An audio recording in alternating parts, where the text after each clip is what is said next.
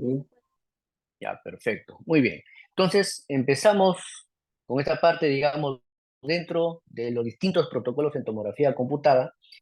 Uno de los estudios, digamos, que mayor requerimiento de hardware y software necesitamos para tener una óptima calidad de imagen es la tomografía cardíaca. Se puede decir también que es uno de los estudios más complejos porque hay que tener varios factores en cuenta, digamos, para tener un éxito en la adquisición. eh, y no solamente, digamos, queda en la parte de adquisición, sino también hay una amplia área de trabajo para la parte de postproceso, el cual eh, generalmente, pues, la parte de postproceso, nuestro medio a veces lo toma el médico radiólogo, el cardiólogo que informa, digamos, esos estudios, pero, digamos, teniendo un equipo y con las herramientas de postproceso adecuadas, una de las particularidades, al menos ese es uno de los enfoques que yo tengo sobre este punto, es que, y para toda la parte de tomografía computada, es que el tecnólogo médico es el que se tiene que empoderar en esa parte.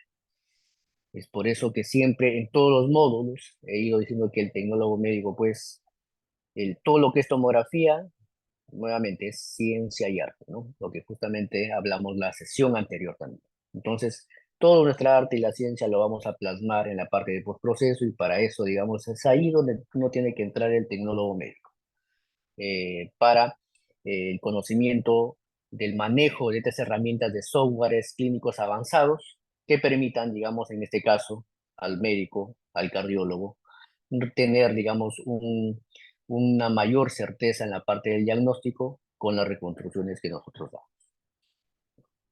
La agenda, en esta primera aperta, vamos a tratar, digamos, de llegar al evaluar la parte del performance del tomógrafo, o sea, el equipamiento. Hay ciertos conceptos, digamos, que debemos tener en cuenta, la resolución temporal, las sincronizaciones, las ventanas temporales, estos conceptos, digamos, que nos van a permitir a nosotros poder también valorar el performance de un equipo.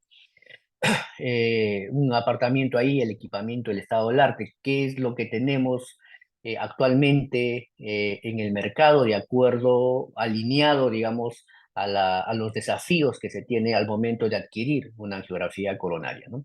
Y la gestión de dosis en CT cardíaca, vamos a ver las distintas formas que depende de las distintas marcas, de los distintos equipos, cómo gestionan la dosis de la CT cardíaca y luego, bueno, vamos a evaluar ahí unas estrategias de modulación de acuerdo que a la tecnología con una cuente, digamos, uno puede ir modulando adecuadamente la dosis de radiación en los pacientes, ¿no?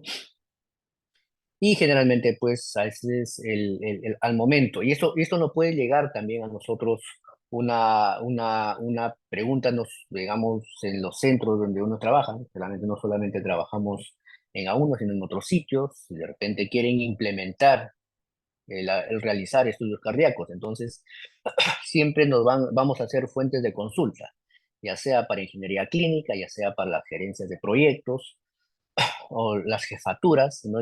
Nos van a voltear hacia nosotros y nos van a decir, ya, ¿qué es lo que necesito? ¿Qué es lo que debo tener? ¿Qué requisitos debe cumplir el equipo para hacer los estudios de geografía coronaria? Entonces, de ahí, a partir de esta pregunta, empieza, digamos, la parte de la explicación del performance de un tomógrafo, de qué es lo que necesito yo tener mínimamente, al menos para poder, en este caso, el objetivo de congelar el movimiento del corazón. Recuerden que el único estudio donde se realiza, digamos, donde tratamos, digamos, por la resolución temporal de nuestro equipo, congelar un órgano es la parte cardíaca. Entonces, para esto se tiene que cumplir ciertos requisitos.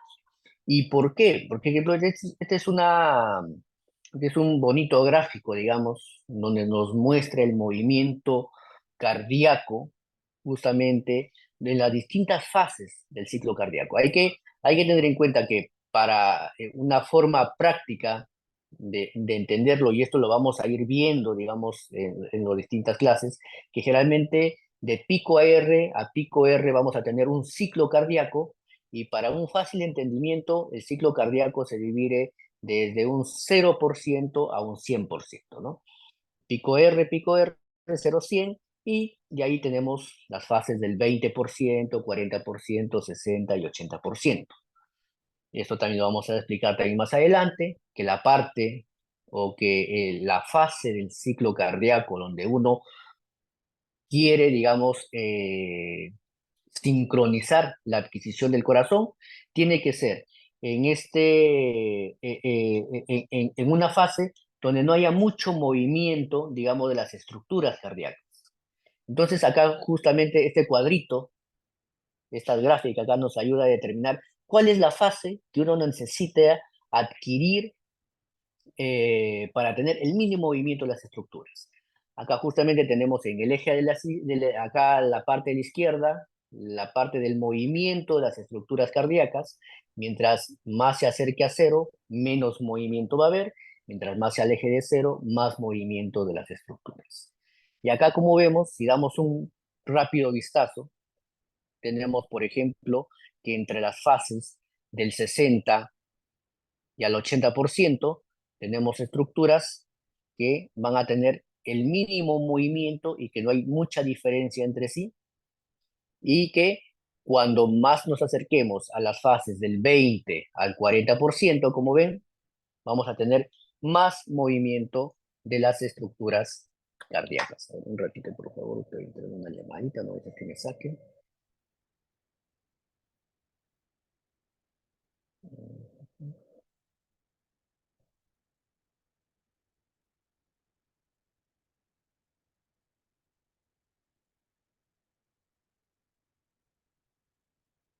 Ok, entonces, a ver, como acá, esta gráfica nos dice, a ver, dentro de la fase del ciclo cardíaco, cuál es el momento en donde, digamos, tenemos el mínimo movimiento. Y acá vamos teniendo que del 60 al 80% tenemos la mayoría de estructuras, tienen muy poca diferencia entre sí, que es el mínimo movimiento, por lo tanto, nuestro objetivo es sincronizar la adquisición del equipo que nos tome las imágenes justamente en la fase del ciclo cardíaco donde haya mínimo movimiento. Y generalmente pues coincide en la fase de diástole. Es por eso siempre cuando me habrán escuchado, a veces los colegas que hacen cardíaco dicen, no, si hay que reconstruir en la fase diastólica o telediastólica. Entonces, que generalmente pues coincide el 60 al 80%, del 55 al 75%. ¿Por qué? Porque en esa fase hay mínimo movimiento en las estructuras. Ahora, acá hay una particularidad que también hay que tenerlo en cuenta. Acá, por ejemplo, tenemos la arteria coronaria derecha, que es la línea en azul, y como vemos, por ejemplo, si individualizamos, por ejemplo, la arteria coronaria derecha, tenemos que el mínimo movimiento de la arteria coronaria derecha prácticamente está entre el 70 y 75%, y si vamos a la arteria descendente anterior, que es la anaranjada, miren, tenemos un mayor rango de valoración donde esta arteria, digamos, se mantiene como que con el mínimo movimiento con respecto a la coronaria derecha. Del 60 al 70, del 60 al 80%, que es la fase, digamos, para valorar la coronaria derecha, pero la coronaria, la descendente anterior, disculpen, y la arteria coronaria derecha, pues, solamente se limita para valorarlo bien entre el 70 y 75%. Es por eso que esta es la explicación del por qué no se reconstruye solamente una sola fase, porque generalmente pues uno en, en una sola fase vamos a tener, digamos, posiblemente casi siempre la coronaria derecha bien reconstruida, o sea, bien representada, pero la coronaria derecha, por lo que vemos aquí, justamente en este gráfico de movimientos, pues solamente tiene una fase más estrecha donde podamos encontrar una buena representación de la coronaria derecha. Es por esto el motivo de que se reconstruyen varias fases del ciclo cardíaco. Por eso se reconstruye del 50, hay protocolos, por ejemplo, y acá los colegas de acá de Lima y de Chiclayo van a saber que ellos reconstruyen al 55, 60, 65, 70, 75, porque acá, reconstruyendo todo esto, voy a tener una buena representación de la descendente anterior, una buena representación de la arteria coronaria derecha, en distintas fases. Ahí, por favor, alguien ha aperturado su micrófono. Hola. Ok. Muy bien. Entonces, este es el por qué se reconstruyen eh, en distintas fases del ciclo cardíaco, más, y el por qué es por eso que también me habrán escuchado algunos de los colegas que cuando uno quiere valorar si la angiografía coronaria ha salido bien, anda a la derecha, porque si la derecha sale bien, lo ves bien, definitivamente la descendente anterior y la coronaria circunfleja va a estar bien. Y esta es justamente la explicación, porque a la derecha tenemos un margen más pequeño donde, digamos, los movimientos son mínimos. Es por eso que uno de las referencias para ver si es que nuestra angiografía en un primer barrido está bien, nos vamos directamente a valorar la arteria coronaria derecha, y es por eso que eh, ese es el objetivo, ¿no? Y acá lo explica esta, esta, el, esta curva, digamos, de movimiento. Hay que tener en cuenta que mientras más nos vamos hacia la izquierda, hacia la fase sistólica, vamos siempre a encontrar mayor movimiento de las estructuras cardíacas. Por eso que la fase sistólica, que va entre el 20 al 40%, el 40%, entonces, digamos, es es por eso que cuando reconstruimos a estas fases, solamente cuando nos piden sistólica es para valorar la parte de fracción de eyección o para valorar, digamos, valores hemodinámicos de ventrículo izquierdo, o en ciertos casos, cuando hay frecuencia elevada, a veces reconstruir a la parte sistólica, podemos conseguir una buena representación eh, de alguna arteria coronaria. Pero esto, digamos, es un recurso más que tenemos en el caso se nos eleve la frecuencia cardíaca y tengamos que reconstruir distintas fases, posiblemente una fase para la descendente anterior, una fase para la derecha, otra fase para la circunfleja. Ahora acá vemos justamente las paredes y las válvulas cardíacas. No hay mucha diferencia entre ellos. O sea, el movimiento igual lo podemos encontrar, se valoran adecuadamente en la fase diastólica. Entonces, esta es la explicación, el por qué se hace la adquisición en diástole y el por qué cuando valoramos si está bien una coronaria o no, vamos y miramos la coronaria derecha porque es la que tiene más movimiento y esto tiene una explicación atómica, que efectivamente pues la coronaria derecha no está en la profundidad del surco auriculoventricular, como si está la descendente anterior. Prácticamente es como que estuviera bastante epicárdica, entonces tiene más espacio de movimiento.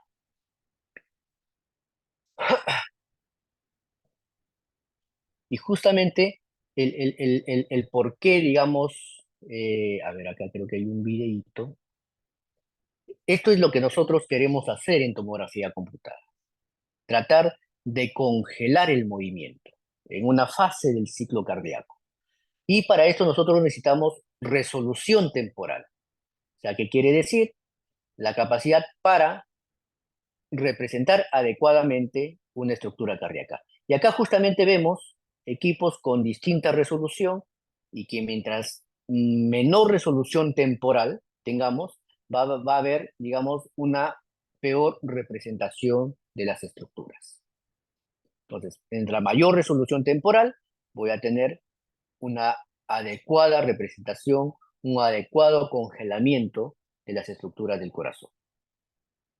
Y es por ello que en en este gráfico, donde nos muestra, digamos, cuál tiene que ser la resolución temporal de nuestro equipo de acuerdo a la frecuencia cardíaca de nuestros pacientes, Eso quiere decir que para que nosotros tengamos imágenes sin movimiento, que lo vamos a tener en esta parte, en la fase diastólica, yo tengo que tener, digamos, en un equipo la suficiente resolución temporal para congelar el movimiento del corazón. Y es por eso que nosotros medicamos a los pacientes. ¿Por qué? Porque nosotros vamos a bajar la frecuencia cardíaca y lo vamos a adaptar a la resolución temporal de nuestro equipo. Es por eso que si yo tengo una resolución temporal baja, por ejemplo que 250 a menos, voy a tener que bajar a los pacientes por debajo de 60 o de 50 latidos por minuto. Si yo tengo una resolución temporal superior, digamos, a 250, como 125, 110 o 100 milisegundos, ya me va a permitir, digamos, poder realizar estudios con una mayor frecuencia cardíaca y definitivamente, pues, si tengo una resolución temporal superior a los 100 milisegundos, el cual actualmente es imposible, pues yo puedo hacer los estudios a cualquier frecuencia, ¿no? Bueno, acá en este rango, generalmente están pues los equipos dual source, en donde pues reducen a un cuarto la resolución temporal, con el cual teóricamente, digamos, tenemos la posibilidad de hacer a cualquier frecuencia cardíaca un estudio coronario. Entonces, el motivo, este cuadro nos explica que el motivo por el cual nosotros medicamos a los pacientes es para bajar la frecuencia cardíaca y, digamos, de esta forma, que el paciente se adapte a la resolución temporal de mi equipo.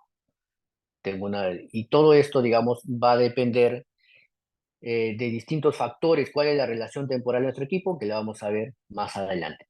Y es ahí donde empezamos nosotros a ver lo que es el performance de un tomágrafo. Entonces, vamos a tener un tomógrafo, digamos, óptimo para un servicio. Vamos a evaluarlo su resolución temporal. ¿Cuál es la resolución temporal? Es qué es lo que nos va a permitir atender a pacientes con una mayor o menor frecuencia. Si, y esto, los colegas que hacen tomografía cardíaca evidencian pues que los tiempos de atención de un paciente en tomografía cardíaca, si no tiene la frecuencia ideal, puede que esté en preparación 30 minutos, una hora, hora y media, hasta 2 horas. ¿Por qué? Porque se necesita bajar la frecuencia para que se adapte a la resolución temporal del equipo. Si no quiero esos tiempos de espera, entonces tendré que configurar un equipo con una mejor resolución temporal que me permita, digamos, realizar los estudios cardíacos con una mayor frecuencia del paciente. El segundo punto, definitivamente, pues tiene que haber una adecuada sincronización cardíaca. La sincronización cardíaca me va a permitir justamente sincronizar mi adquisición en la fase del ciclo cardíaco, donde menos movimientos tengan las estructuras cardíacas, que eso ya lo hemos visto en el cuadro de curvas. Que me permita, digamos, manejar las ventanas temporales. Este es un concepto que hay que tenerlo en cuenta en la parte de tomografía cardíaca.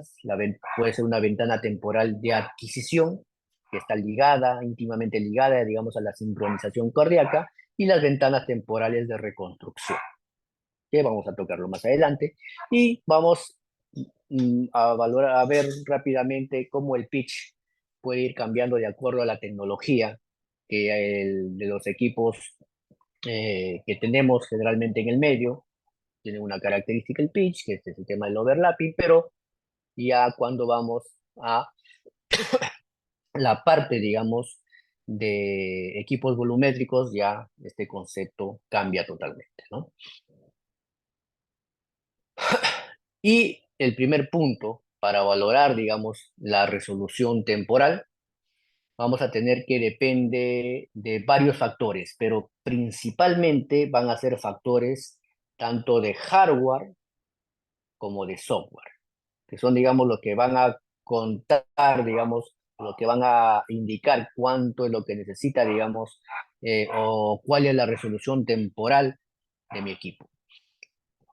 Entonces, y acá tenemos la solución de hardware, en donde generalmente acá entra a tallar lo que se denomina las adquisiciones en half scan. Eso quiere decir, nosotros cómo podemos determinar la resolución temporal por el hardware de un equipo es viendo el tiempo mínimo de rotación. Si el tiempo mínimo de rotación, por ejemplo, en este caso es de 0.33 segundos, bueno, acá está en milisegundos, pero 0.33 segundos, que es lo que nosotros vemos en el equipo, si nosotros esto lo dividimos en dos, que sería 0.165, digamos, segundos, vendría a ser la resolución temporal efectiva. Esto, esto es solamente por un tema de hardware, por la adquisición en half scan, que quiere decir en donde solamente se reconstruye las imágenes con la información adquirida de la mitad de rotación del tubo, como vemos aquí. Solamente con la mitad de rotación se utiliza, digamos, los algoritmos de reconstrucción, el half-scan, en donde se asume, digamos, que el- la reconstrucción, la información que se tiene en un tiempo de rotación de 180 grados, como vemos acá, es la misma que la rotación, digamos, o sea, de la contraparte, digamos, sería de 0 a 180 y de 180 a 360. Entonces, es la misma información. Entonces, este algoritmo lo que hace es justamente tomar los datos de la mitad del tiempo de rotación, aunque generalmente no es estrictamente la mitad, siempre hay un 5 al 10% antes. Generalmente va, la literatura dice que va entre 210 y 240 grados generalmente para que haya un overlapping también en la parte de la adquisición, pero esto definitivamente aumenta la resolución temporal en un factor de 2. ¿Alguien ahí? ¿Alguna pregunta? Ok. Entonces, esto es el por qué nosotros determinamos la resolución efectiva rápido de nuestro equipo, simplemente dividiendo entre dos el mínimo tiempo de rotación que tenemos. Y luego hay software asociado, digamos, para aumentar la resolución temporal del equipo. Para esto son estos modos de adquisición, los algoritmos multisegmentados, en el cual aquí toman la información de ciclos cardíacos adyacentes, de tal forma que pueden disminuir en un factor de 2, factor de 3 o factor de 4, de acuerdo a los algoritmos que estén configurados en el equipo. Son los algoritmos bifásicos o los algoritmos multisegmentarios, el cual va de cierta forma a aumentar la resolución temporal. Como ven aquí, va obteniendo la información de ciclos cardíacos adyacentes de tal forma que aumenta la resolución temporal, en este caso, es un trisegmentario, aumenta la resolución temporal en un factor de 3. Entonces ya tenemos el hardware con HalfScan y sobre ello se aplican estos softwares multisegmentados para mejorar la resolución temporal. Pero acá hay que tener en cuenta que al aplicar estos softwares, uno de los inconvenientes es que vamos a dar mayor dosis de radiación al paciente. A ver, entonces, acá vamos a tener que la resolución temporal va, en este caso, a modificarse, en el cual, de acuerdo al algoritmo que vayamos a utilizar, vamos a aumentar la resolución temporal en un factor de 2 o en un factor de 4 cuando utilizamos algoritmos multisegmentarios. Los requisitos que se toman la información de ciclos cardíacos adyacentes Para ejemplo práctico, si es un bifásico, va a tomar la información de 2 ciclos cardíacos adyacentes, y si es un multisegmentario, en este caso de 4, va a tomar la información de 4 ciclos cardíacos adyacentes.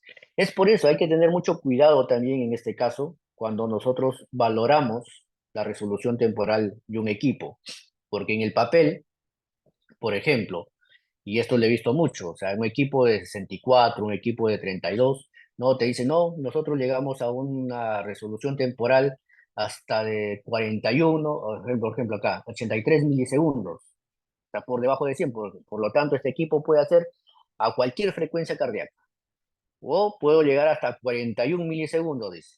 O sea, está por debajo de los 100 milisegundos, por lo tanto puedo hacer pacientes con una frecuencia mayor a 100 latidos por minuto.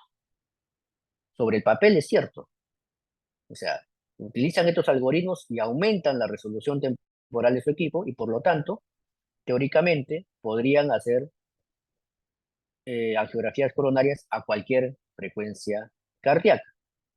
Pero generalmente uno de los inconvenientes que ya hemos visto es el tema de radiación, y el segundo inconveniente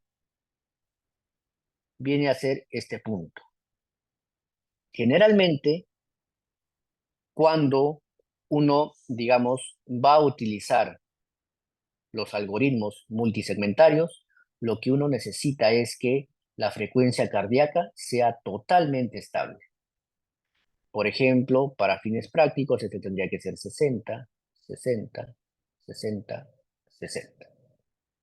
Si nosotros tenemos durante todo el tiempo una frecuencia cardíaca que no varíe para nada, se puede utilizar estos algoritmos multisegmentarios para de tal forma que la información, en este caso práctico, que es uno de 4 segmentos, la información de los 4 ciclos cardíacos adyacentes, se tomen en una misma posición.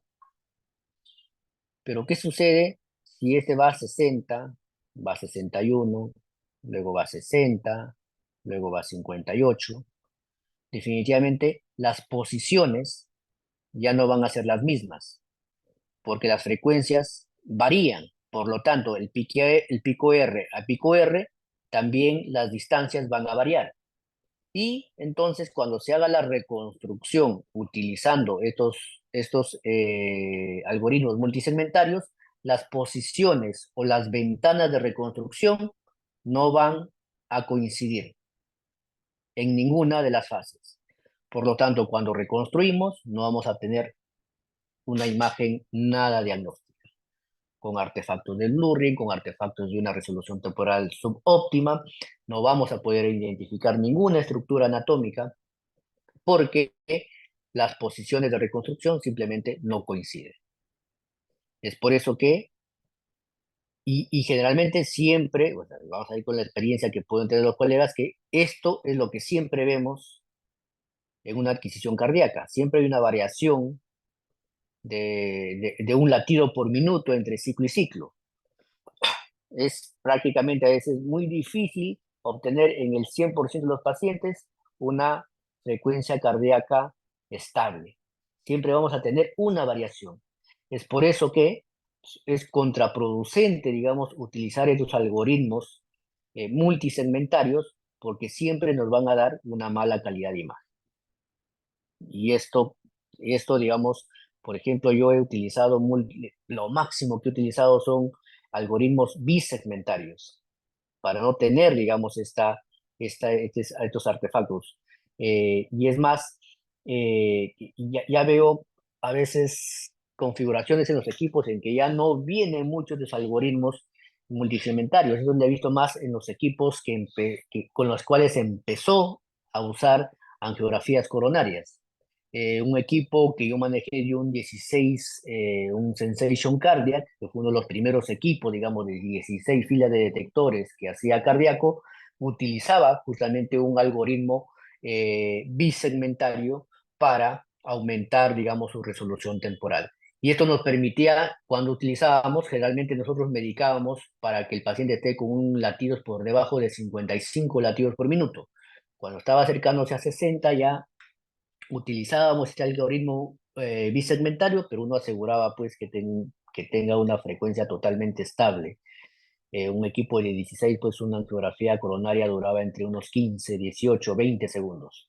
Entonces era muy complicado durante todo su tiempo utilizar estos algoritmos y que no haya variación. Entonces, a pesar de que en el papel digan que a cualquier frecuencia cardíaca, en la práctica esto no se va a cumplir. Y acá justamente, pues, esto es lo que sucede, que cuando uno reconstruye, digamos, una estructura vascular, vamos a tener información, como vemos acá, de distinto información de los ciclos cardíacos adyacentes que van a tener posiciones totalmente distintas de las ventanas de reconstrucción y por lo tanto vamos a tener una pésima calidad de imagen. Una imagen cuya información van a tener distinta información en resolución temporal y en la parte anatómica, por lo tanto no vamos a tener una óptima calidad de imagen. Este es justamente uno de o sea, uno de los algoritmos bifásicos, y este lo saqué del datasheet, digamos, de este equipo de 16 cortes, en donde utilizaba justamente un algoritmo bisegmentario, en donde, digamos, mejoraba la resolución temporal, que era, digamos, de 185 milisegundos, porque su mínimo tiempo de rotación es de 0,37. Por lo tanto, su resolución temporal efectiva es esto entre 2, salía, digamos, 185. Pero ya con el algoritmo bisegmentario se reducía, digamos, la resolución temporal a 130 milisegundos y de esta forma nos permitía, digamos, hacer frecuencias cardíacas mayores, pero no como indica, digamos, acá, frecuencias entre 70 y 80, sino nos permitía hacer frecuencias cercanas, digamos, a los 60 latidos por minuto. Entonces, esto hay que tenerlo también muy en cuenta cuando valoremos el performance de un equipo. La forma más efectiva de valorarlo es con la adquisición de half scan. ¿Cuánto es tu tiempo mínimo de rotación? Lo dividimos entre 2 y esa es la resolución temporal. Y no considerar la parte de software con los algoritmos multisegmentarios. Ahora, actualmente, pues hay soluciones matemáticas que aumentan la resolución temporal y que también, digamos, por ejemplo, acá el Snapshot Freeze, algunos colegas que han trabajado con General Electric habrán escuchado, digamos, este software que aumenta la resolución temporal, dicen hasta equivalente a 0,29 milisegundos, el cual diría pues que con esta solución matemática yo podría hacer la frecuencia a o sea, el estudio a cualquier frecuencia del paciente.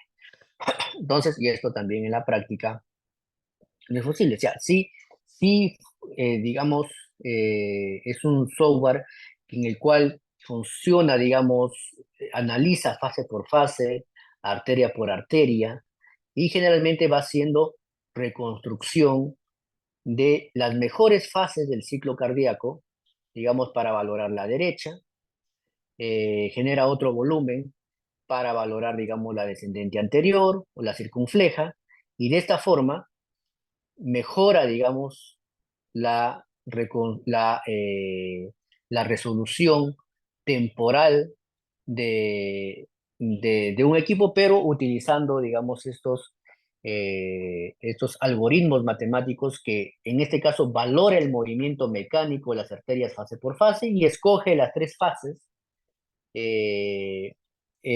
para cada arteria y luego las fusiona y genera, digamos, un nuevo volumen con una mejor delimitación de las arterias y eliminando de cierta forma esta borrosidad por, eh, eh, por, digamos, la frecuencia cardíaca o la variación de la frecuencia cardíaca eh, en estos equipos, ¿no?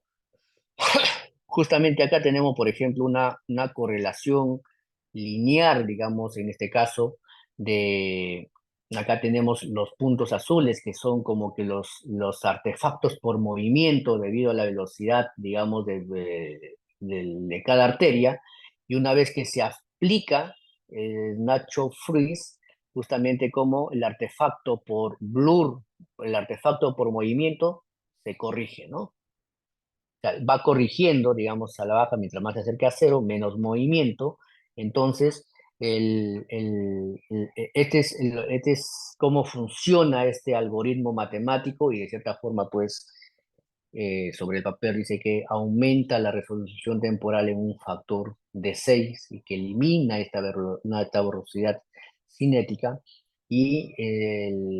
pero no es que podamos hacer, pues, eh, con frecuencias, como dice acá este video. A ver, déjenme ver qué dice, que se puede hacer hasta eh, 70 a 80 latidos por minuto, 78 a 80 latidos por minuto. Y generalmente esto yo lo he probado en mi equipo de alta gama, y generalmente pues si tengo, esto es un equipo que tenía una resolución temporal de 0.28, 140, digamos, milisegundos de resolución temporal efectiva, me permita, digamos, hasta hacer hasta pacientes con 70 latidos por minuto, pero cuando ya tenía 70 sobre 75, aplicaba el Nacho Freeze y sí, en cierta forma sí me corregía la parte de la borrosidad cinética por la variación de la frecuencia cardíaca cuando está elevada, pero no es que me vaya a hacer pues entre 78 y 80 en todos los pacientes, al 100% no se conseguía una buena calidad de imagen. O sea, prácticamente siempre se trataba de medicar al paciente, de bajar la frecuencia cardíaca para tener sí o sí una adquisición exitosa. Entonces, este software también, digamos, que en cierta marca y ahora está en su segunda versión, el Snapshot Freeze. Bueno, es que esto en la práctica no lo he visto, a ver, vamos a ver qué tanto mejora en este caso esta reconstrucción o este algoritmo matemático para corregir o para reducir el movimiento por movimiento cinético de las arterias, ¿no? Y acá ahora vamos a ver, ya hemos visto la parte de la resolución temporal, entonces vamos a ver la parte de la sincronización cardíaca. Y esta es la sincronización cardíaca, siempre, digamos, tiene que tener un equipo, un tomógrafo cardíaco, por lo que se necesita, digamos, para de cierta forma congelar el movimiento cardíaco y tener reconstrucciones libres del movimiento propio, digamos, del corazón. Y es por eso que se necesita sincronizar el EKG cardíaco con la adquisición de los equipos y que nos permita seleccionar la fase de menor movimiento, el cual, ya teniendo en cuenta la curva de movimiento que hemos visto, lo necesitamos que sea en la fase diastólica. Entonces, esto es lo que va a permitir, digamos, sincronizar la adquisición con el movimiento cardíaco durante todos los ciclos cardíacos que se necesite, porque eso va a depender mucho, digamos, de la cobertura en el eje Z. Un equipo de 64 filas que tiene entre 3.8 y 4 centímetros de cobertura en el eje Z, hará un corazón en 5 o 6 ciclos cardíacos. Un equipo de 128 lo hará en 3, 4 y así sucesivamente hasta llegar a los volumétricos que lo hacen en uno, ¿no? Entonces, para esto es la sincronización cardíaca.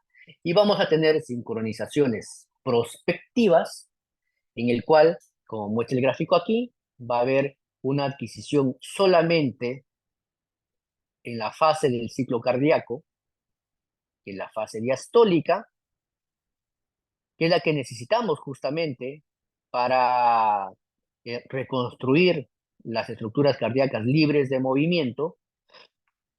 Y de esta forma, digamos, acá hay un videíto sobre esto, ¿ves? Que grafica mejor, en donde solamente va a haber, digamos, una adquisición en la fase diastólica, el cual va a haber, adquiere, se mueve la mesa, es por eso que le dicen también snapshot, en donde hay un movimiento y luego hay emisión de radiación solamente en la fase del ciclo que necesitamos en la representación cardíaca. Esta es la adquisición Stephen-Schott, que es la prospectiva, que solamente hace adquisición de la fase diastólica, y luego tenemos la sincronización retrospectiva, que como vemos en el gráfico acá, hay una adquisición continua en todos los ciclos cardíacos. Debemos tener una adquisición continua, y como ven acá, hay una modulación también, porque el 100% de dosis va a ser en la fase diastólica, pero igual tenemos información de la demás parte del ciclo cardíaco. Como ven, esta es la gran diferencia entre una adquisición prospectiva y una retrospectiva. La prospectiva solamente hay adquisición de la fase diastólica, se mueve la mesa y solamente hay emisión de radiación sincronizando la fase diastólica, y en el caso del prospectivo, como vemos en el video aquí, hay emisión de radiación en todo el ciclo cardíaco, y uno tiene la opción pues de modular las dosis y tener la máxima emisión de radiación en la parte diastólica, que es lo que le interesa para obtener una óptima calidad de imagen. Entonces tenemos dos tipos de sincronización, la prospectiva y la retrospectiva.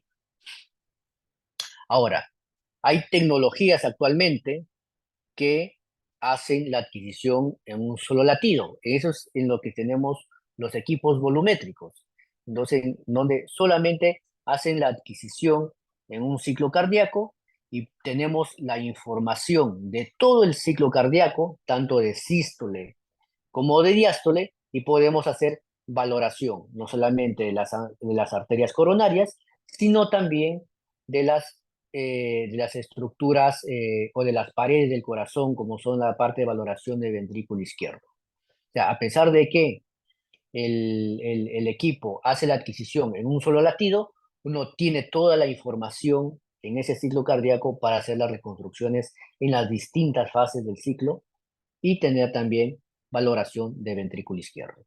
Entonces, la sincronización cardíaca en un solo latido, esto es característico, digamos, de los equipos volumétricos. Háblese del Revolution CT o del Aquilion One, que son equipos, digamos, que tienen una cobertura en el eje Z de 16 centímetros, y por lo tanto, ellos pueden realizar la adquisición en un solo latido cardíaco. Ahora, ¿cuáles son hay equipos que pueden gestionar, digamos, en este caso, las arritmias con una sincronización, digamos, especial? Por eso, acá ya va viendo de cómo la sincronización cardíaca, de acuerdo a la tecnología con el cual uno está trabajando, uno puede, digamos, gestionar adecuadamente las arritmias. Y es aquí, justamente, en este video, en donde muestra de cómo el equipo tiene, digamos, la capacidad para poder detectar un acortamiento, digamos, del ciclo cardíaco, de detectar, digamos, un latido aberrante, y de tal forma que para, en este caso, una vez que detecta, lo que tiene es siempre un retardo adaptado al EKG. En el momento que aparece, digamos, este extrasístole, simplemente eh, digamos, una vez que lo detecta, no emite la radiación en este ciclo aberrante y espera 1 a 2 ciclos más para luego hacer la adquisición. A esto es por medio de la sincronización, en donde el equipo hace, digamos, como una grabación de los ciclos cardíacos adyacentes del paciente, busca un patrón de normalidad, y cuando detecta esta variabilidad, simplemente no emite radiación y obvia, digamos, esa adquisición, y espera un ciclo o 2 ciclos posteriores para hacer, digamos, la adquisición adecuada. Esto generalmente hay equipos volumétricos que tienen y que gestionan adecuadamente las arritmias, porque ellos en un solo ciclo tienen toda la información, o a veces hay equipos con poca cobertura que para realizar este tipo de gestión de arritmia, pues la hacen una adquisición prospectiva, donde simplemente pues adquieren la fase del ciclo cardíaco que se necesita, como vemos aquí, y de esa forma, pues, una vez que detecta este ciclo cardíaco aberrante, la saca, la obvia y espera un ciclo cardíaco adicional. Esto es lo que es gestión de arritmia a través de la sincronización cardíaca. Ahora está también el EKG padding, que esto a veces también lo vamos a escuchar, pero no es que sea una tecnología que se tenga configurada en todos los equipos. Esta es una tecnología característica, en este caso, de los equipos volumétricos, en el cual se hace adquisiciones también prospectivas y retrospectivas. En el caso de los volumétricos, se dice que es retrospectiva cuando adquiere todo el EKG, el 100%, y prospectiva cuando solamente adquiere una sola fase del ciclo cardíaco. Y acá, como ven, solamente el EKG padding, cuál es la facilidad que nos da. Cuando nosotros hacemos una adquisición, en este caso retrospectiva, si el usuario define en qué fase va a ser la adquisición. Si yo quiero que haga la adquisición al 70%, solamente voy a tener una fase de reconstrucción para realizar la valoración de mis arterias coronarias. Pero con el EKG padding tengo, digamos, un periodo, digamos, datos alrededor, digamos, de la fase central que uno ha elegido. Tengo un periodo breve tanto anterior como posterior, generalmente como vemos acá, de un 10%, tanto antes como después. Por lo tanto, se le conoce también a este como un EKG con tiempo adicional, de tal forma que no solamente voy a tener, en este caso en el ejemplo, un 60%, sino que también voy a tener ciclos adicionales del 61, 62, 63%, y por debajo 59, 58, 57%. Entonces, voy a tener mayor información, mayores datos, me va a dar una mayor flexibilidad, digamos, para la reconstrucción de datos de la adquisición. Entonces, esto solamente es característica a veces también de los equipos volumétricos. Bueno, hay ciertos también que te dan esta flexibilidad del EKG padding cuando haces adquisición prospectiva.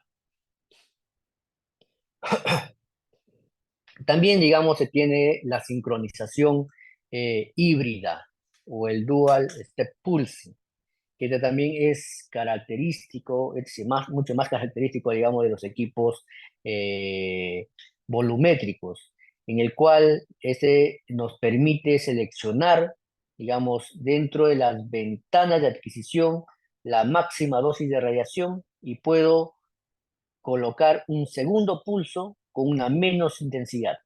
Y de esta forma, pues, valoro tanto la parte diastólica acá, por ejemplo, que está con el 100% de la dosis, y mando un segundo pulso con un 50%, en el cual voy a dar, digamos, valoro en la parte donde estudio las arterias coronarias con una óptima dosis de radiación, y cuando voy a la parte sistólica ya tengo, digamos, no una modulación que a veces me lleva la dosis de radiación a un 20% por default, sino que mando un segundo pulso con una mayor dosis de radiación al 50%, y de tal forma que tengo una óptima calidad de imagen, tanto en sístole como en diástole, y tal forma que me permite de esta forma gestionar mejor mi dosis de radiación. Y generalmente, pues, esta tecnología que nos permite, digamos, gestionar esta dosis de radiación ha sido, pues, introducida con los equipos volumétricos o también con los equipos de doble fuente, que permitan, digamos, tener estas dos ventanas de adquisición con distintas intensidades de radiación, y que permite de esta forma, pues, gestionar adecuadamente la dosis de radiación. Acá, por ejemplo, vamos a ver cuál es digamos, cuál es la diferencia, las ventajas y desventajas de la adquisición prospectivo versus el retrospectivo. Como vemos acá, el prospectivo, tenemos el que solamente vamos a tener información de un ciclo cardíaco. Ahora, acá generalmente se está viendo el ejemplo de un prospectivo utilizando un algoritmo bifásico con el cual aumentamos la resolución temporal de este equipo, y el retrospectivo, pues porque hacemos la adquisición de todo el ciclo cardíaco, por lo tanto tenemos información anatómica de las arterias coronarias, pero también tenemos información hemodinámica o de valores de motilidad del ventrículo izquierdo, o o los estudios funcionales que nos piden a veces también valorar los médicos cardiólogos, ¿no? Entonces, tenemos que para la parte prospectiva, pues vamos a tener una adquisición de todo el ciclo cardíaco, vamos a tener una mayor información, vamos a tener una mayor dosis de radiación también, a diferencia del prospectivo, en que solamente adquirimos una fase del ciclo cardíaco, vamos a tener menos dosis de radiación, una información solamente de una fase del ciclo cardíaco. Entonces uno tiene que valorar, en este caso, con qué adquisición vamos, con un prospectivo o un retrospectivo, y tener en cuenta pues que si vamos a valorar motilidad de ventrículo izquierdo, si vamos a valorar la parte de motilidad de válvulas, o vamos a realizar, por ejemplo, el protocolo PRETAVI, en donde tenemos que hacer la valoración tanto en sístole como diástole de las válvulas, entonces tenemos que sí o sí hacer adquisiciones retrospectivas. Eso quiere decir información de todo el ciclo cardíaco. Dentro de las adquisiciones de las sincronizaciones cardíacas están las adquisiciones híbridas, que nos permiten, digamos, realizar una adquisición helicoidal y luego combinarlas con adquisiciones en EKG. Esto generalmente pues se utilizan en, para los estudios de PRETAVI.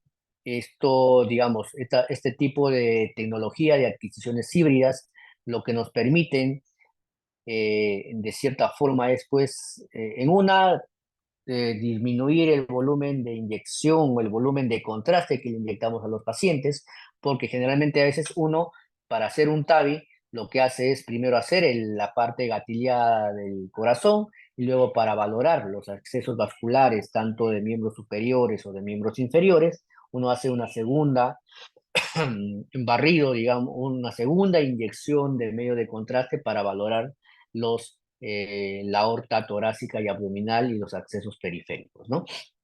Entonces, las adquisiciones híbridas nos permiten realizar esta adquisición o, digamos, combinarlas sin mucha pérdida, digamos, de tiempo, porque a veces uno puede, digamos, si nuestro equipo es rápido, por ejemplo, hacer una adquisición helicoidal, cuánto demora en hacer el cambio a una adquisición EKG, a veces demora 5, 7 segundos, 8 segundos, pero al tener un equipo con adquisiciones híbridas, el cambio, digamos, no es óptimo, y no es, el tiempo o el delay no es mucho, y por lo tanto podemos tener una adquisición uniforme con la captación del medio de contraste en este tipo de exámenes. Por ejemplo, este es digamos, un ejemplo en el cual se hace una adquisición. En este caso es un ejemplo de un equipo de General Electric, donde hace una adquisición gatillada. En este caso hace dos adquisiciones, porque hace de la parte, de la parte superior como si fuera una adquisición, digamos, de bypass, en donde para tener gatillado y no tener el movimiento en la aorta torácica, hace una adquisición que acá cubre los primeros 16 centímetros, y luego hace una segunda gatillada que cubre, digamos, la parte del corazón, que justamente lo vemos acá en el gráfico. Y luego, pues, para el cambio hace una adquisición helicoidal, ya para valorar, digamos, la parte de, eh, de la aorta abdominal y de los accesos vasculares. En este caso, una estrategia que se podría utilizar es tener, digamos, los tiempos, un bolus test. Acá vemos justamente la llegada del medio de contraste, y podemos determinar, pues, la llegada hacia aorta ascendente, luego los tiempos hacia aorta descendente, de tal forma que nos permita de esta forma, poder gestionar o poder, digamos, sincronizar la inyección en nuestro medio de contraste para tener una opacificación uniforme de las estructuras vasculares. Y esto, digamos, se obtiene con una sola inyección de medio de contraste, haciendo las adquisiciones híbridas y que generalmente pues, nos sirve para realizar los estudios de PRETAR. Otro de los conceptos, ahora ya pasamos a la parte de lo que es ventana temporal, que es algo que debemos tener este concepto en cuenta, que vienen a ser las ventanas temporales, ya sea de adquisición o de reconstrucción, y que vienen a ser aquellas ventanas que se localizan, digamos, en ambos picos, acá en ambos picos R, y que generalmente, pues, las ventanas temporales que uno prefiere, digamos, para hacer la adquisición o la reconstrucción, son aquellas donde tengamos el mínimo movimiento de las estructuras cardíacas, que son en la parte diastólica. Ahora, y vamos a tener un retardo, como dice aquí. Y aquí es donde hablamos de retardos absolutos o retardos relativos. Nosotros generalmente utilizamos retardos absolutos, no, disculpen, relativos, porque siempre hablamos de la selección de las ventanas de reconstrucción y adquisición en términos de porcentaje. Pero también hay un retardo relativo, el cual se da en milisegundos. ¿Cuál es la diferencia entre el uno y el otro? Es que generalmente cuando tenemos un intervalo relativo, esta posición va a variar de acuerdo a la frecuencia cardíaca del paciente. Eso quiere decir que si acá tenemos un latido de 60, digamos 61, 62, esta posición que nosotros elijamos del 65% se va a ir adaptando de acuerdo a la frecuencia cardíaca. Ahora, ¿qué sucede con el absoluto? En el absoluto, la posición que uno elija es fija en todos los ciclos cardíacos. Lo que quiere decir que no va a variar la posición de la ventana de adquisición o la ventana de reconstrucción, así, digamos, varíe la frecuencia cardíaca. Entonces, esas son las grandes diferencias que hay entre un retardo absoluto y un relativo. Ahora, cuando lo uso, generalmente en la rutina utilizo siempre, digamos, el relativo en porcentajes.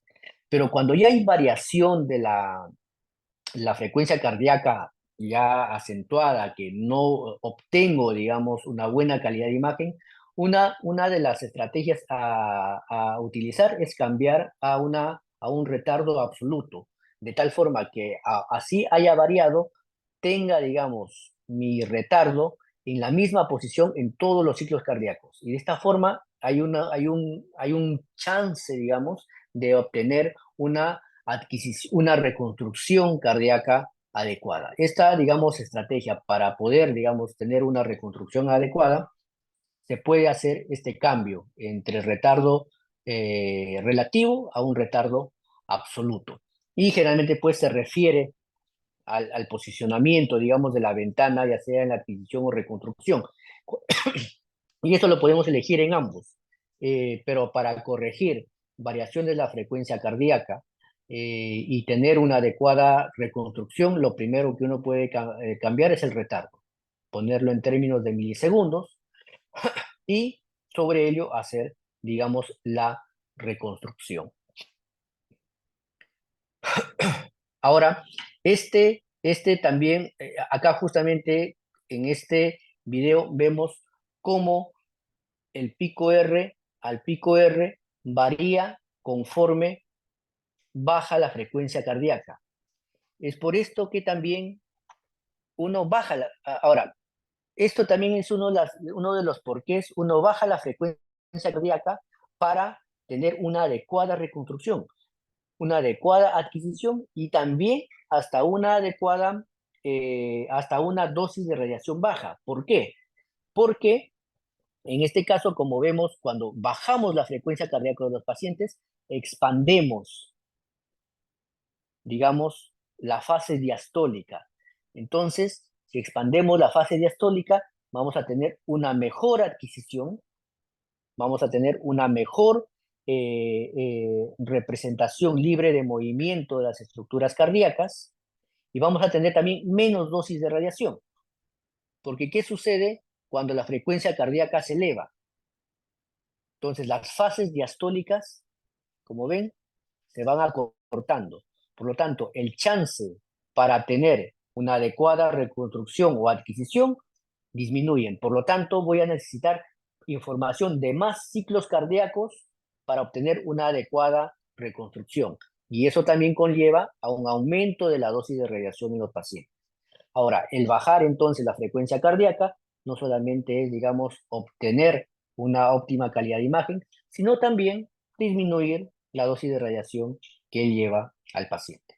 Y es más, acá en este video nos dice, si tenemos una frecuencia alta, para obtener una representación, digamos, o una reconstrucción de las estructuras cardíacas, hay que ir a la fase sistólica, es justamente lo que les comentaba, y de esta forma, pues, eh, tener como una herramienta para reconstruir en estas fases y tener, digamos, una buena reconstrucción y en este caso a veces evita repetir el estudio en los pacientes, ¿no?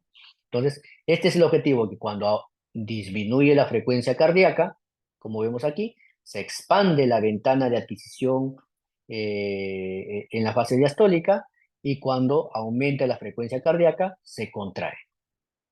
Entonces, ese es el objetivo, también el de bajar la frecuencia cardíaca para obtener una óptima calidad de imagen con una dosis de radiación menor. Entonces, acá tenemos las ventanas temporales que va, digamos, acá una adquisición prospectiva.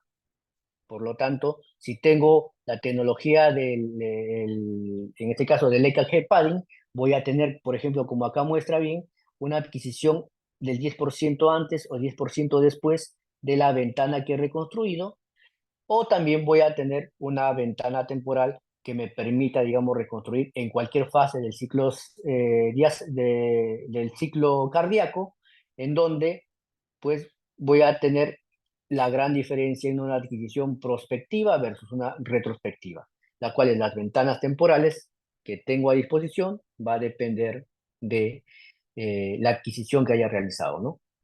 Más ventanas en la parte de retrospectiva, menos ventanas en la parte de prospectiva. En el caso del pitch, generalmente pues estamos hablando de estructuras por debajo de 1 milímetro. Por lo tanto, hasta por debajo de 1 milímetro en sus partes distales, 3 milímetros a 3, 4 milímetros en las partes proximales de estructuras vasculares, por lo tanto se necesita un pitch bastante bajo. Es por eso que el pitch generalmente va entre 0.2 a 0.3, el cual ahora la tecnología más reciente, el pitch se va adaptando de acuerdo a la frecuencia cardíaca. Eh, Entonces, mientras más bajo la frecuencia cardíaca, el pitch también va a ser más alto.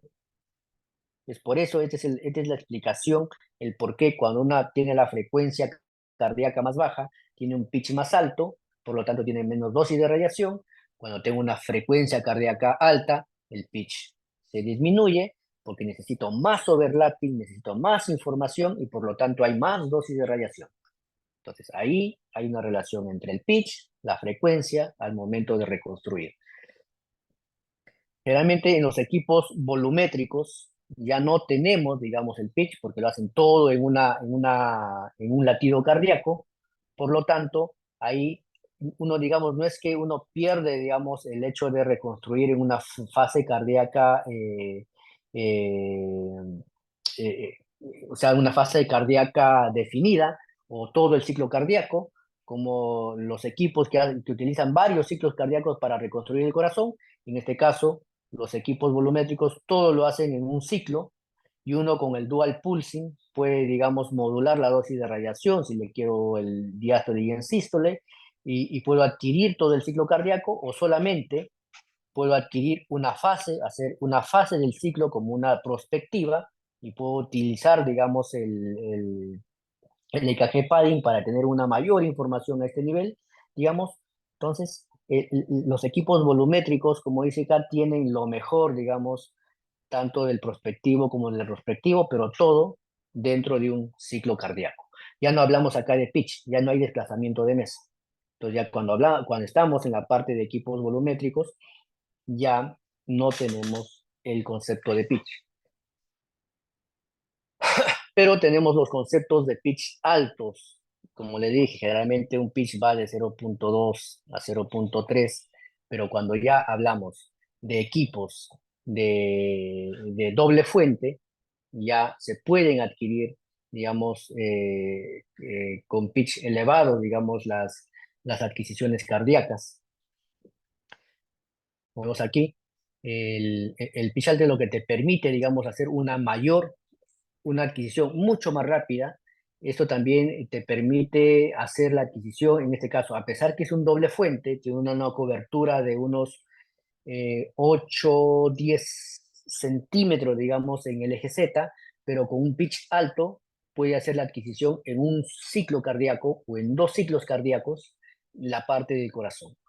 Por lo tanto, al hacer una adquisición mucho más rápida, con un pitch más alto, disminuimos enormemente la dosis de radiación. Por eso que se tiene publicado casos que se puede hacer adquisiciones cardíacas hasta por debajo de 1 milisievert. Y es así, bueno, pues que tenemos el equipamiento tecnológico o el estado del arte, digamos, en la parte de tomografía cardíaca, que vamos a tener resoluciones temporales en las distintas marcas. Vamos a tener 240 milisegundos en General Electric. Vamos a tener en las dobles fuentes hasta una resolución de 66 milisegundos. Ahora, estos datos también ya han disminuido porque ya el mínimo tiempo de rotación, por ejemplo, en los Revolution CT, se tiene de 0.23, si es que no me equivoco, el mínimo tiempo de rotación. Los dual source, por la característica, la configuración de los tubos, se llega a una resolución temporal de 66 milisegundos. La máxima cobertura la tenemos en los equipos en la 16 centímetros, que lo tiene tanto el Aquilion como el Revolution en la marca. O sea, esta es la tecnología que tenemos actualmente, teniendo en cuenta los máximos performance eh, para hacer tomografía cardíaca. En resolución espacial tenemos, por ejemplo, de 0.4 y alta resolución, digamos, en pares de línea que, digamos, ahora está liderando, en este caso, según este artículo, el Siemens, el Dual Force. Y cuando hablamos de la resolución del contraste, la valoración de la tomografía espectral, entonces hay múltiples formas, digamos, de valorar la parte cardíaca, ya sea con KB switching, el dual layer, o el split beam en Siemens, que hace justamente, que vimos también en clase, la parte de que combina los filtros de estaño y de hora para modular el haz de rayos X, y de esta forma realizar, digamos, esta valoración espectral y de cierta forma, pues, aumentando la resolución de contraste de los equipos. Esto, digamos, es lo que tenemos actualmente como tecnología de punta para la valoración cardíaca. Pero definitivamente, pues, se debe, hay múltiples desafíos que se tienen que tener en cuenta en la parte de la imagen cardíaca. Por lo tanto, ¿qué es lo que se quiere? Equipos que tengan una mayor resolución temporal para yo no medicar a mis pacientes. La máxima resolución espacial para poder estudiar o sea, arterias más pequeñas, para poder, la máxima resolución espacial para no tener este artefacto de blooming que nos da el depósito de calcio en las paredes de las arterias coronarias, que me dé una adecuada valoración cuantitativa, digamos, de los materiales, o sea, que me dé una mejor resolución de contraste y me pueda cuantificar esta variación de contraste en las estructuras cardíacas, así como también me pueda diferenciar entre distintos tejidos la tomografía, que justamente es una de las deficiencias de la tomografía, porque su resolución de contraste en comparación a la modalidad, por ejemplo, de resonancia magnética es bastante baja. Entonces, hay ciertas, digamos, eh, desafíos aún, digamos, que se tiene con la tomografía cardíaca. Pero, digamos, este triángulo de equilibrio que se quiere buscar para la tomografía cardíaca, en tener la máxima resolución espacial, la máxima cobertura en el eje Z, la máxima resolución temporal, pues ya se ha ido habiendo un avance dentro de la tecnología cardíaca para, digamos, poder el llevar, digamos, estos desafíos y poder, digamos, que la tomografía cardíaca se posicione de manera adecuada para la valoración del corazón. Y uno de ellos, por ejemplo, hay tomografías actualmente, pues, ¿cómo aumentamos la resolución espacial? Pues hay como el equipo Aquilion Precision, por ejemplo, que tiene un grosor de corte de 0.25, puede alcanzar, por ejemplo, 50 pares de líneas por centímetro, 150 micrones de resolución espacial, pero esto realmente ya se tiene este equipamiento en el mercado, pero como que no, digamos, para la parte cardíaca no está implementada. O sea, sería ideal, digamos, de que se encuentre un equipo con esa tecnología para aumentar la resolución temporal. Pero actualmente tenemos el equipo de conteo de fotones, en donde en este caso, pues, ya vamos a tener una mejor resolución espacial, una mejor resolución de contraste, porque digamos, ya no se tiene, digamos, esta conversión indirecta de rayos X para que sean convertidas en señales eléctricas, sino ya hay una conversión directa. Por lo tanto, hay una mayor información mucho más rápida, que aparte que va valorando fotón por fotón, digamos, la energía del haz de rayos X que atraviesa el paciente, y por lo tanto, al hacer este análisis, al tener también, digamos, umbrales, el manejo de umbrales, uno puede aumentar la resolución de contraste, la resolución espacial, porque nos permite reducir eléctricamente, digamos, el ruido de fondo, y también con esto vamos a ganar una mayor resolución espacial. Entonces, tenemos un equipo que nos da una máxima resolución espacial, nos da también una buena resolución de contraste, porque de manera nativa hace, digamos, la valoración de fotón por fotón que atraviesa el paciente, y de esta forma, pues, ya se van, ya se van digamos, de cierta forma, eh, los desafíos que se tiene para la parte cardíaca. Ya tenemos un equipo que lo va abordando, y por lo tanto, pues vamos a tener una mejor valoración y unas expectativas de uso de esa tecnología que promete bastante, ¿no? Acá, por ejemplo, estas son las ventajas: el tamaño del detector, hay un límite, la tomografía, por conteo de fotones, borra, digamos, o rompe estas barreras de tal forma que uno puede tener resoluciones espaciales similares al Ultra High Resolution que mostramos del Aquilion Precision. La ponderación precisa de fotones en bajas energías, vamos a mejorar la resolución de contraste porque vamos a eliminar el ruido de fondo, porque se establecen umbrales mínimos de energía, y de esta forma, pues, tenemos una adecuada valoración de bajo contraste y con dosis, digamos, menores. El- Como acá menciona, el conteo de fotones puede tener imágenes espectrales superiores, y generalmente porque eso están intrínsecamente corregistradas y con una óptima calidad de imagen, porque se clasifica por umbrales y se elimina, digamos, la parte del ruido de fondo. El equipo, que ya prácticamente va a tener casi 3 años en el mercado, es el único, digamos, que tenemos ahora en el medio. Las demás marcas definitivamente están desarrollando también nuestro equipo de conteo de fotones, tanto General Electric como Canon, con el Deep Silicon, y el otro también creo que van con los materiales muy parecidos al de Photon Counting, que también se están sumando a esta competencia, ¿no? Y vamos a tener un equipo con esta tecnología a nivel de detectores, pero con las mismas características de resolución temporal de doble fuente que el Force que tiene Siemens, ¿no? Hay muchas aplicaciones cardíacas que podemos hacer separación de materiales por el tema de resolución espectral que tiene, por esta valoración, digamos, de fotón por fotón. Se está generando nuevos contrastes, como la parte del bismuto. Se va a poder, se va a poder. ¿Aló? Me preocupa más este matrimonio. ¿Aló? Alguien ahí enseñó su, ajá. Y acá, por ejemplo, podemos estudiar también la parte del gadolínio, el cual tiene una expectativa, son muy altas. A ver, ¿alguien ahí? O- a ver,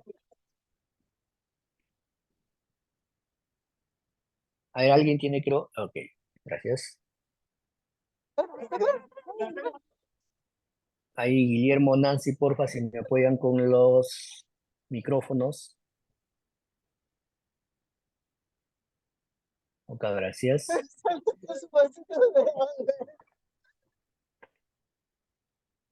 A ver, voy a tener creo que salir. Ok, ok. Gracias. Ahí, porfa, tengan cuidado con sus micrófonos. Muy bien, ya como para ir terminando. Ay, a ver un ratito, a ver, vamos disculpen, tengo que forzado, a ver.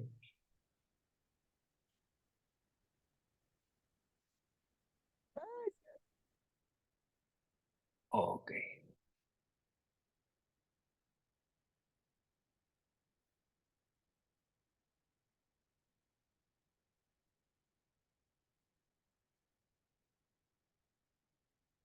muy bien.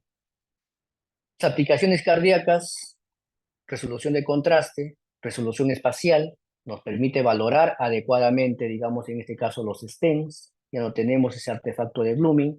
Lo mismo se podría decir para la valoración de depósitos de calcio en las paredes de las arterias coronarias, con estas resoluciones espaciales hasta de grosores de corte de 0.25, 0.3, que podemos llegar, digamos, para estudios cardíacos, y equipos pues con una elevada resolución temporal, porque podemos utilizar en este equipo la característica de un doble fuente, así como las adquisiciones en alto pitch, y nos podríamos tener pues una valoración adecuada de las arterias coronarias. Entonces, estas son las expectativas que se tiene con este tomógrafo de conteo de fotones, y esperemos que pronto lo tengamos en la organización. Bueno, hay muchos artículos en el medio de donde qué es lo que necesita, digamos, en performance, un escáner ideal con una gran resolución espacial, temporal, cobertura en el eje Z, que generalmente pues ya con el aumento, digamos, o cómo va avanzando la tecnología, definitivamente ve poco a poco se va, digamos, los máximos desafíos que se tienen para la tomografía cardíaca, la tomografía, digamos, los va solucionando, digamos, digamos, el aumento o la mejora de la tecnología. Realmente el último gran avance que ha habido realmente es el conteo de fotones, con el cual pues se tiene la resolución temporal, la resolución espacial. La cobertura en el eje Z, bueno, por el tema, digamos, de las adquisiciones en alto pitch que pueden adquirir rápidamente en el eje Z, entonces estamos frente a un equipo digamos, dentro de lo ideal que se debe tener en un escáner, ¿no? Lo ideal requerido para estudiar el corazón actualmente, en este artículo, bueno, que es el año 2021, pero actualmente, digamos, ya con se está llegando a 0.15 en resolución espacial con el conteo de fotones. Se mantiene esta resolución temporal, porque generalmente es la resolución temporal de un dual source. Cobertura completa de órgano, con un alto pitch se puede tener una mayor cobertura y pues la radiación de dosis, como hemos visto, con alto pitch podemos tener adquisiciones cardíacas por debajo de 1 milisievert. Y esto digamos lo que tenemos en la parte de tecnología o de equipamiento, digamos, para tomografía cardíaca, el cual ya se está acercando, digamos, este ideal del mejor, digamos, del escáner que permita, digamos, eh, sobrellevar los desafíos que se tiene para el estudio de corazón. Es por ello que ya y esperemos que todas las gestiones que se va realizando a nivel de la organización vaya bien, debemos estar preparados de cierta forma para poder tener y poder manipular esta tecnología que justamente pues se acerca al ideal que se debe tener para estudiar adecuadamente todos los pacientes, las distintas patologías en el corazón. Muy bien, con esto terminamos. Me he pasado unos 10 minutitos. Quería terminar hasta aquí. Igual creo que no nos dio para avanzar con la parte de gestión de dosis, que igual lo vamos a ver en la próxima clase. No sé si tengan alguna pregunta o alguna duda en esta parte cardíaca. No sé si los conceptos iniciales, que es lo más importante que quiero que se lleven de esta sesión, hayan sido claras. Si hay alguna duda o todo quedó muy claro. Licenciado, buenas noches. Sí, Juan Carlos. Le puedo hacer una consulta, pero quisiera que lo revise en su celular, no sé si lo pueda también. A ver, a ver. ¿Qué hacer en este caso? Mire. Ya estoy viendo la imagen. ¿Qué hacer en ese caso? Uy, La menudo caso, adquisición se pero realizó, pero 30 eso ha sido al mediodía. La verdad que hasta ahora estoy tratando de mejorarlo. La adquisición, ¿cómo te...? O sea, bueno, para más o menos comentar algo con es un paciente que viene con una, ya no está aquí, sino es una bradicardia, de una frecuencia de 34, 33, y luego hay latidos ectópicos, porque este es el original, ¿no? O Sí, sea, claro. no ha sido editado el EKG. No, no, no, eso es lo que eso es lo que tenía el paciente directamente. Sí, porque 34 y simplemente hay un pico ectópico que no sale el valor ahí arriba, luego 33, 32, 33, 34. Hay picos de 111, 117, también adicionales a ellos. Pero, ¿por qué hago la consulta? Es porque a veces el cardiólogo no está presente con nosotros, ¿no? Entonces, Ujú. el tecnólogo analiza el EKG y luego dice, bueno, ¿lo hago o no lo hago? Y si lo adquiero, mm, Y acá es, realmente, acá si se tiene esta, a pesar, digamos, siempre hemos dicho frecuencia alta, no lo hagas, ¿no? Lo medicas, pero acá estás al otro lado, frecuencia demasiada baja y con picos ectópicos, con latidos ectópicos. Generalmente, a veces, y esto también me ha pasado cuando la frecuencia es demasiado baja, la calidad de imagen, cuando hay variación de frecuencia cardíaca, es la misma como si fuera una frecuencia alta, o sea, no tienes una óptima calidad de imagen. En este caso, no sé si editando el EKG se pueda mejorar algo, o sea, eliminando, por segmentos. ejemplo, los segmentos que están en la parte cerca al pico, por ejemplo, la del 33, que está cerca al 33 y solamente dejar lo que están en la posición de la diástole, para ver si es que digamos, reconstruye la imagen con los distintos segmentos temporales. Ahora, ahí acá hay que cambiarlo también, si tienes la opción a un retardo absoluto, o sea, que sea en milisegundos. Ese sería uno y ver qué sale, porque realmente esto, el único que te podría sacar, pues, un, un volumétrico, ¿no? En donde solamente haría la adquisición en un ciclo cardíaco. So, este es Oh, paciente para equipos pues, de alta gama. ok, gracias, licenciado. Esa sería la única opción. También lo vamos a ver en la tercera clase, la parte de edición de KG, que una de las mejores opciones es eliminar, o sea, quitar esta sincronización de estas ventanas en la parte sistólica y como tienes la información de los ciclos cardíacos adyacentes, saber qué puede salir. O sea, igual puede ayudar en algo, sino que a veces estas maniobras solamente se hacen cuando hay una extrasístole. O sea, tienes toda la frecuencia ideal y saltó. Pues ahí es donde puedes evitar. Pero acá es prácticamente, pues, se presentó en toda la adquisición. Entonces ahí sí hay que ver qué resulta, digamos, eliminando esas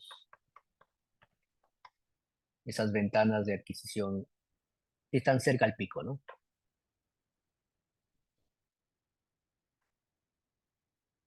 Aquí están cerca al 33.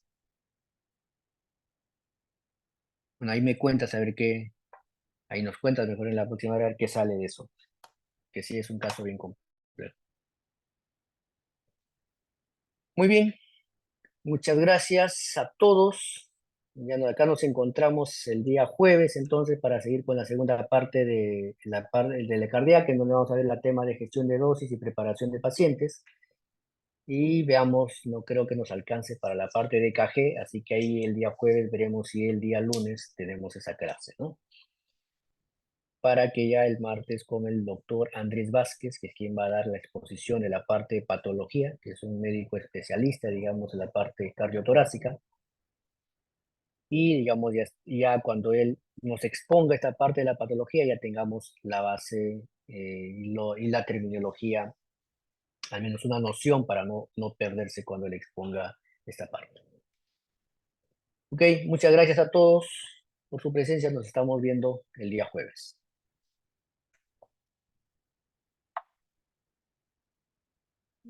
Gracias, licenciado. Buenas noches. Buenas noches, buenas noches. Gracias a ustedes.